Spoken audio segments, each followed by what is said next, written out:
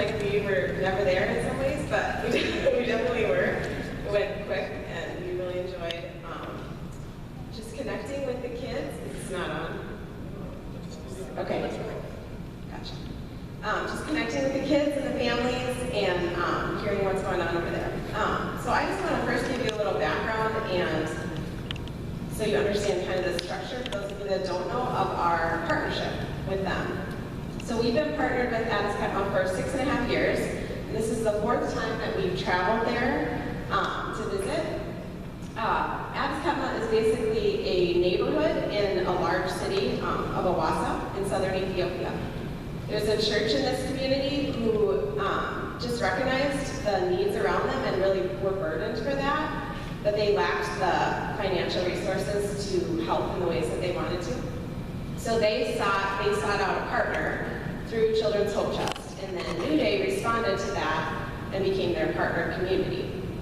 So when we began this partnership, the government then selected the neediest families in the community, and then those kids were able to join the program. So we have 130 kids in the program, and then 86 of them, our goal is to get all of them sponsored. Right now, 86 of them have sponsors.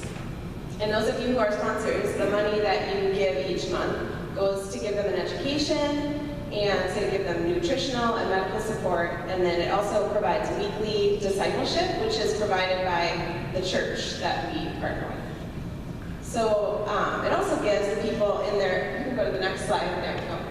It also, well, back to the leader one. It gives them people in their lives that care about them and are really invested in them, which is amazing. That's one of the really cool things that we get to see when we're there. So on the far left is Fikaru, and he is our director. And he's just an amazing guy. He just receives so much praise from the Children's Hope Trust staff because he's such a hard worker, and he really does an amazing job with the kids. And then on the far right is Yordi, and she's our social worker. So she's only been at the Point for about 2 months, but she's just a super sweet, like kind of a mother figure to a lot of the girls, I think, and I think she just adds so much to the community and to the way that they're able to connect with people. So they're both full-time, and they're paid by, like our sponsorship money goes to pay them to work full-time for the kids. And then those middle three, so Semaret is in the red, and she was basically our guide for the week.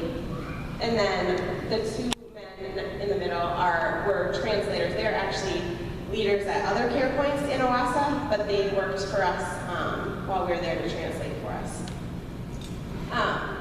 Okay.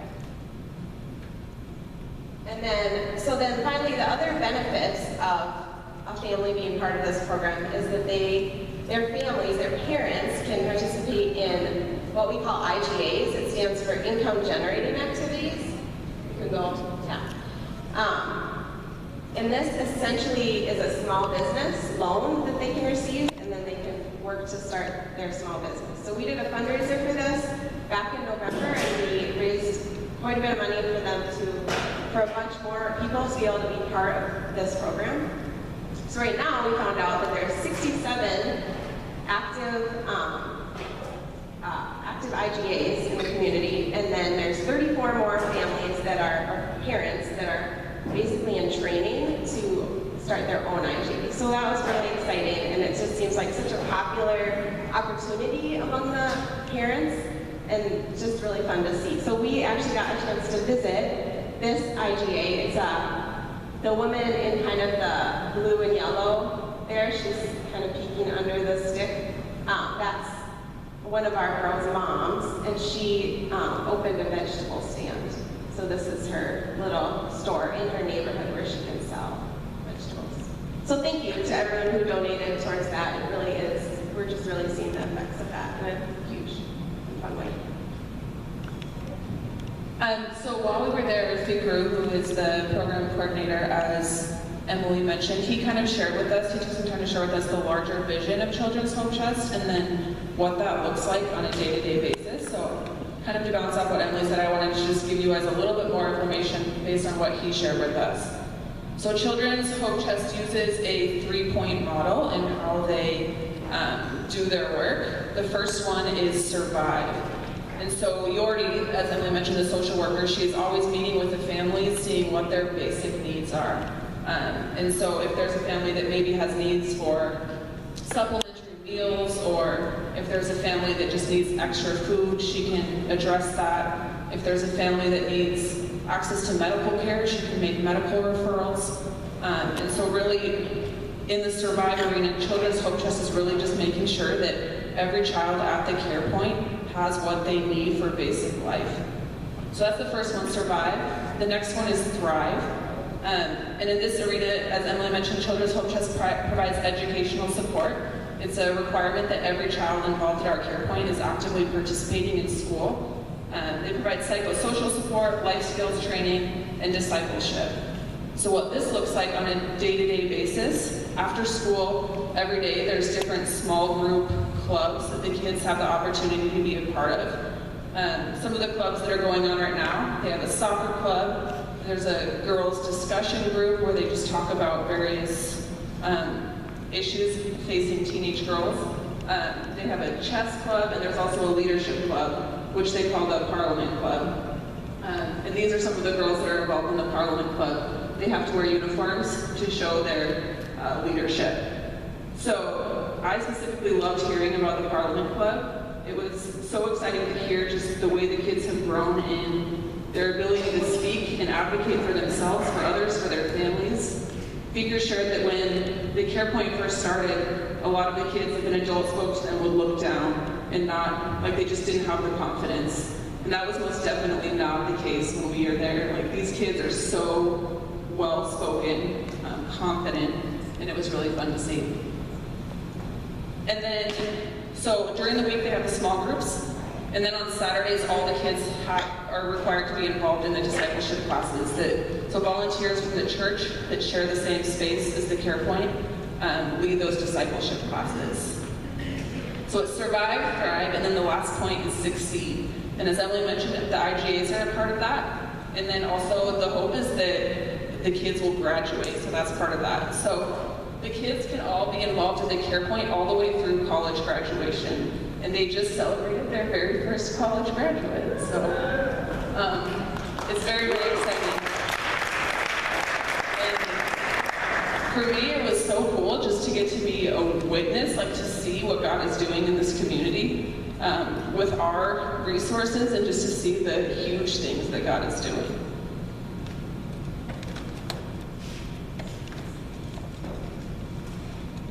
Well, when we arrived in Addis Ababa, it was pretty clear that we were a spectacle. We didn't see any other Westerners, maybe a half a dozen at the most on our whole trip. And we'd stop, if somebody had to run into a store or something to get some water, people would come up to the windows of the van, and it was, you, money, money. And a lot of these kids that came up to the van were street kids. And they didn't have anything at home. Maybe they didn't have parents at home. Maybe they didn't have a home.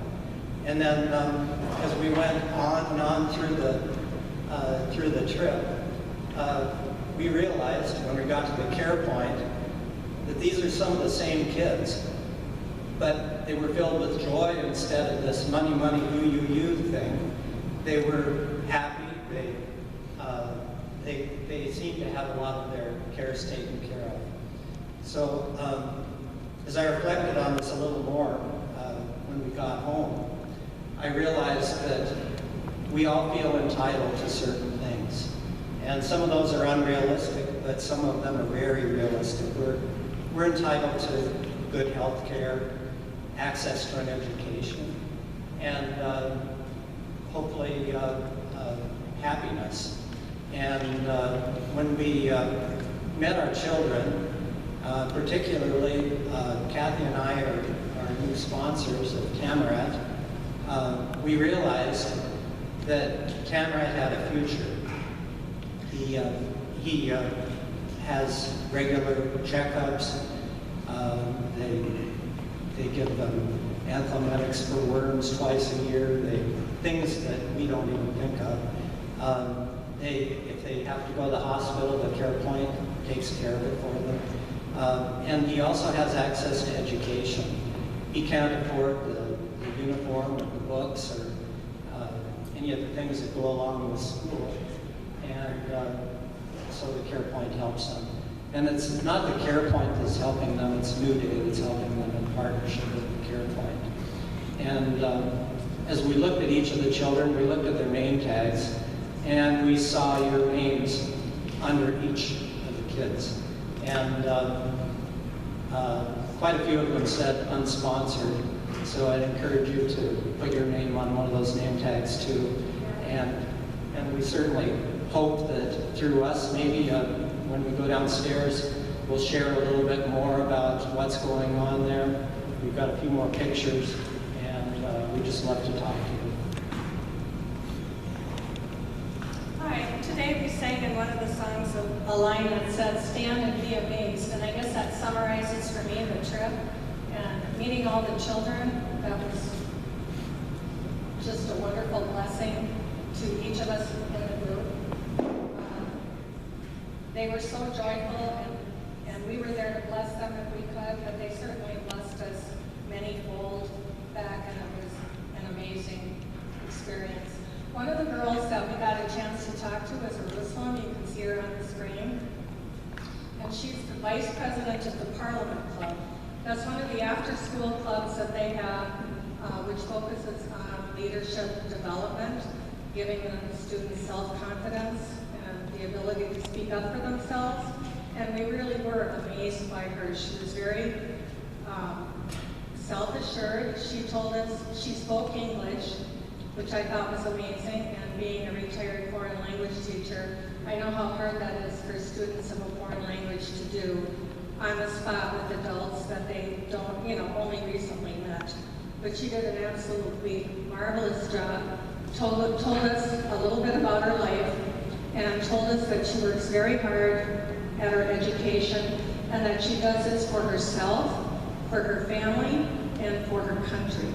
I will never forget that girl, Jerusalem, and I will never forget the conversation that we had with her. It was very touching.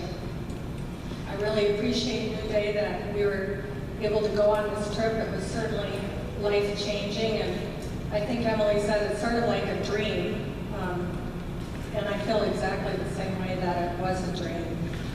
It was a real blessing to go.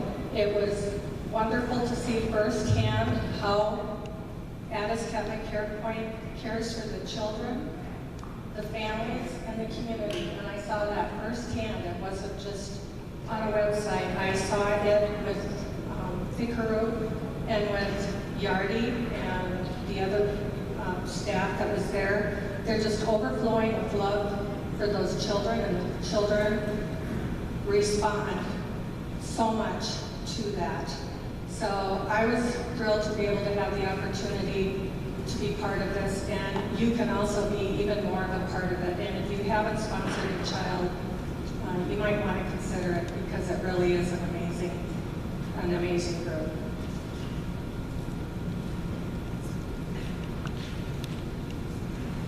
So, in the Ethiopia churches, music is a really important part of their church. Also in the CarePoint, it's an important part. So I was lucky enough to use music to connect with these kids, and I actually gave a short guitar lesson to every single one of them. I think I got to every one of them, 137. Yeah. So that was pretty cool. So this guitar that the kids are playing, this was donated by the Pure Rock Studios here in town, which was great. And we left that guitar there for them to use however they want to use. And when I told Fikaru that I was leaving the guitar, he just looked at me and he said, "Thank the Lord," just like that. And then it's like, oh, crap. So maybe, I think we have a video. The kids will just, this is their program.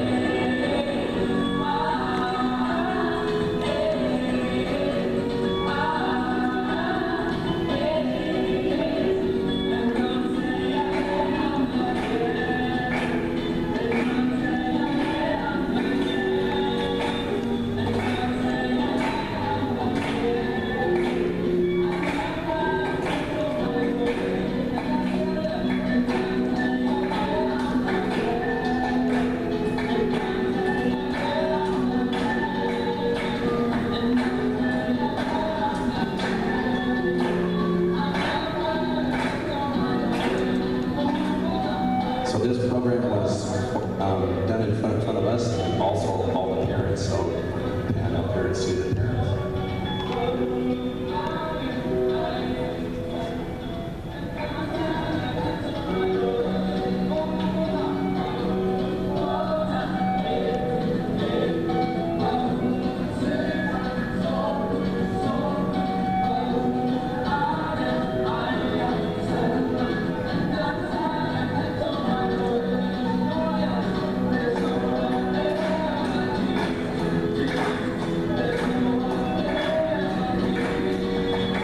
Singing in English there.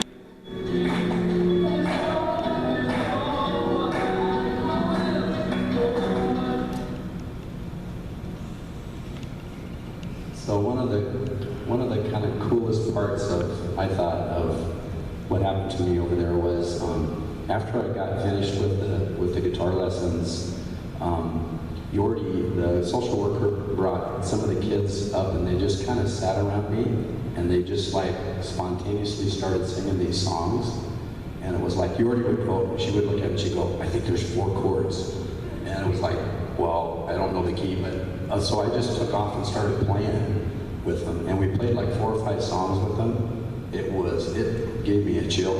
I mean, it was really cool. I mean, those kids are just, they're so enthused about music. It's wonderful. I think there's a video of, is there a video of them doing that? I forget now. Yeah.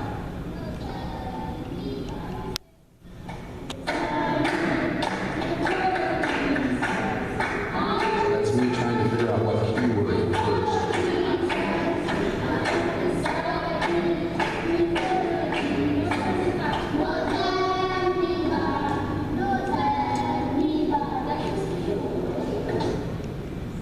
Yeah, that was cool. Really cool.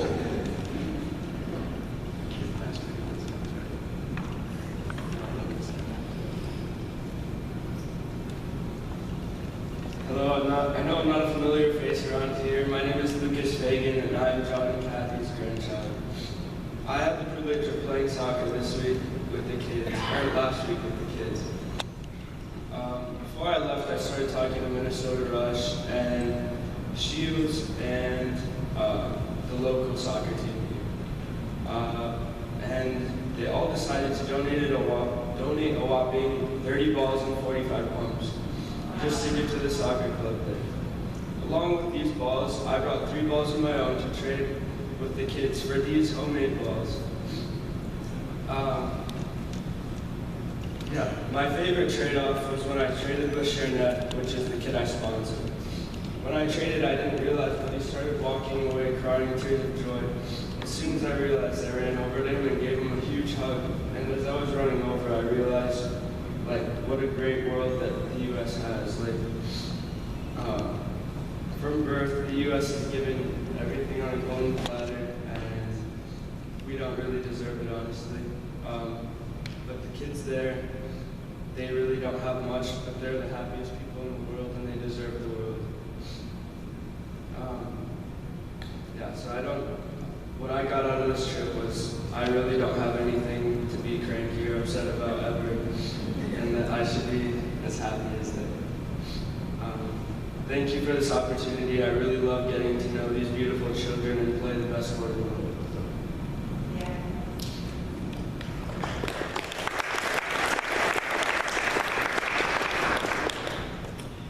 We had I don't need the mic, I got my own here. We had an unbelievable week, and it was one of those that as we, like we said, as we got there, we also were able to take your letters and your greetings and your pictures and just let them know that they really matter, that we have not forgotten them, we pray for them, we want to hear their stories. We got to